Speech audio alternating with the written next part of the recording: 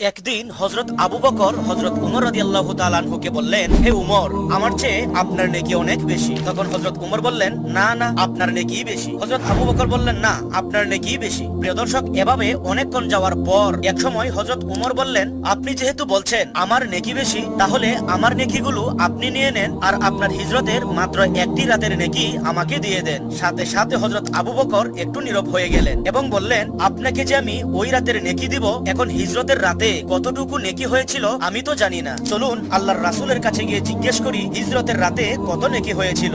এরপর দুজন নবীজি সাল্লাল্লাহু আলাইহি ওয়াসাল্লামের কাছে গিয়ে হিজরতের রাতের নেকি জানতে চাইলো। তখন নবীজি সাল্লাল্লাহু আলাইহি ওয়াসাল্লাম বলেন, আবু বকর, এই পৃথিবীতে যত ধুলাবালি আছে, আসমানে যত তারা আছে, এমনকি পৃথিবীর সকল মানুষের নেক যদি এক পাল্লায় রাখা হয় আর তোমার হিজরতের এক রাতের নেকি আরেক পাল্লায় রাখলে তোমার হিজরতের একটি রাতের নেকির পাল্লাটাই ভারী হয়ে যাবে। সুবহানাল্লাহ।